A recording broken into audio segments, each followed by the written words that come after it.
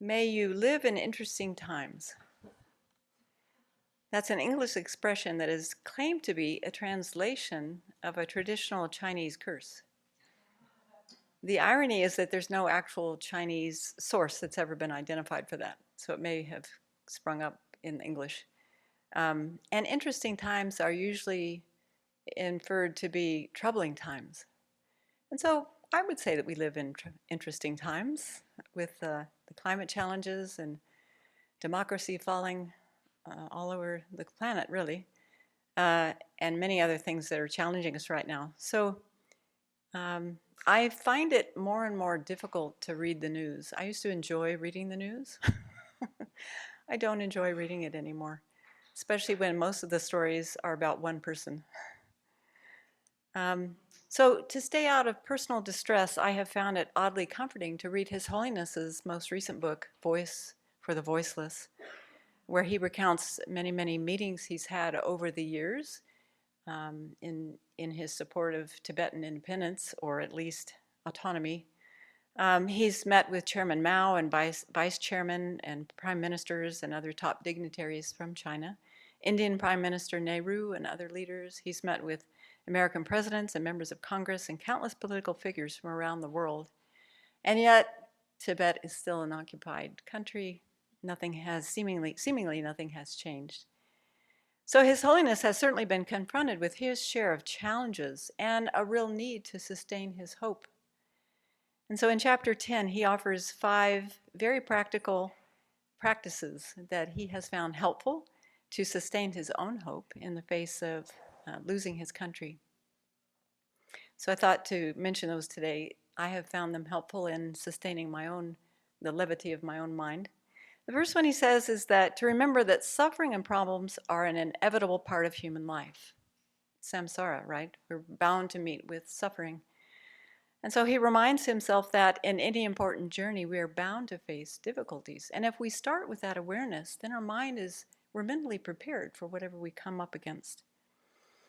So when there is loss of human life and destruction caused by something like a natural disaster, well, that's a little easier to deal with because nobody caused it. And in fact, it brings out, as he says, it brings out really the best in people. You know, when there's calamities, people are willing to pitch in and help each other. So we can see the best of humanity in those times. But in man-made sufferings, situations where there are wars due to just greed and ignorance and anger, it's a little harder to bear those kinds of, harder to cope with such pain and feelings.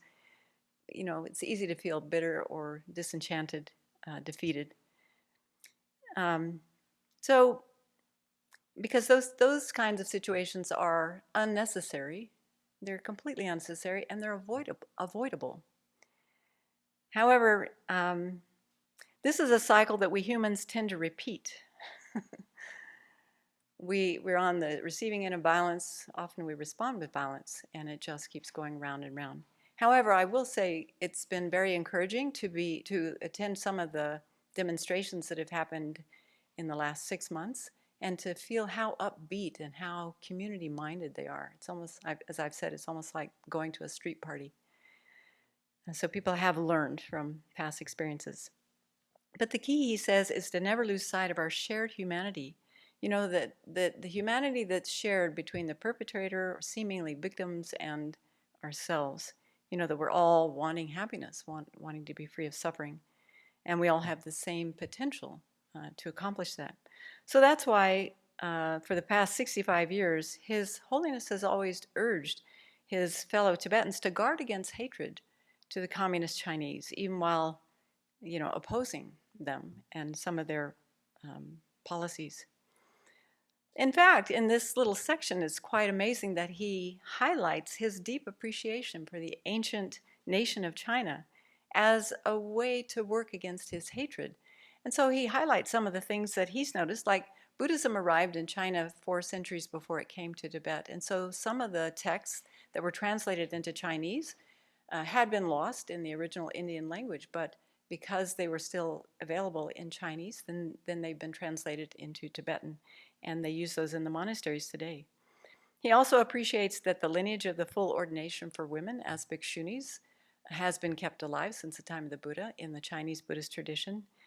And the fact that many Buddhist pilgrimage sites today are available due to the meticulous records that were kept by early Chinese pilgrims that traveled in India in search of Buddhist texts and different practice traditions.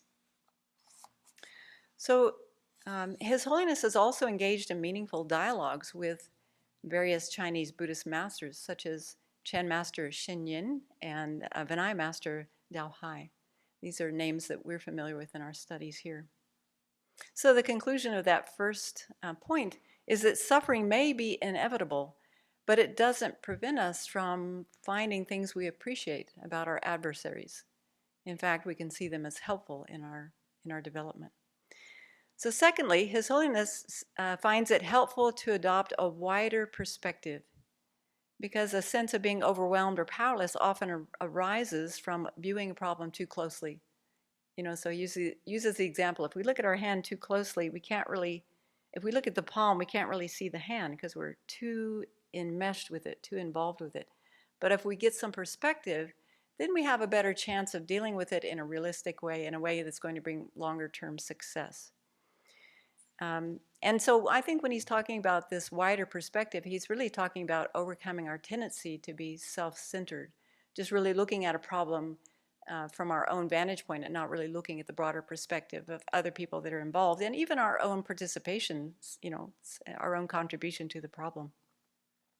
So initially, a problem may seem insurmountable, but we may find it manageable when we see it in its right proportion, in its right perspective. And opportunities open up in the wake of many tragedies. And so he talks about this, how if Tibet had not been overrun, then potentially he would still be in his golden cage in Tibet, living in all the formalities and restrictions that were applied to someone of his position.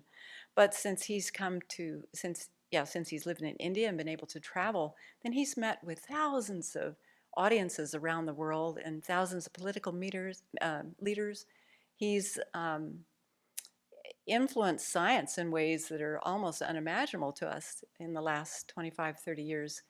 Having scientists actually study positive states of mind instead of just negative ones. He's influenced the fact that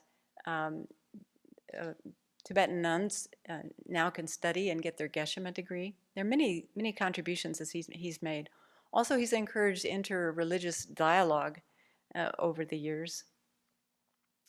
And also, he talks very openly about a respect for the environment. So he's contributed to our society worldwide. He's kind of like a household name. I don't know that anyone doesn't know of the Dalai Lama and have some sense of fondness for him because of his amazing compassion. So with this second point, we can conclude it's helpful to adopt a wider perspective, and it actually can provide different opportunities that we may not see at the beginning of those problems. He also advises us to choose optimism over pessimism, no matter how bad things may seem. Because if we're pessimistic about a situation, and it's easy to be pessimistic these days, it's almost like we're surrendering. We're accepting defeat before we've even begun addressing the problem. So that's also something to keep in mind, just to hold an optimistic point of view. He also advises us to acknowledge and appreciate our past successes, no matter how small, to keep ourselves encouraged and motivated along the way. And, with hope, we have the courage to continue caring and interacting in the way that we find valuable, living in a way that's appropriate with our values. And then finally, he advises us never to lose faith in humanity, no matter what happens. So what allows for this is staying in touch with our own natural capacity to care for others, and always be aware of our shared humanity, this common phrase that we say here a lot, which is that we all want happiness. We all want to be free of suffering. That's true for everybody, no matter which side of the problem we're on. So he's referring, I think, here to his bodhicitta motivation, because he says he starts every day by thinking about this shared humanity. and that he's just another one human being among all the billions of human beings. Yeah, and that we're all the same and wishing for this happiness. So reading about his journey has just reminded me to put the perspective that I find myself in here in America right now, putting it in perspective and keeping my mind much more positive and uplifted and focused on what's good and what's happening in the world that is of benefit. So may His Holiness the Dalai Lama have a long and happy life and continue to inspire countless living beings.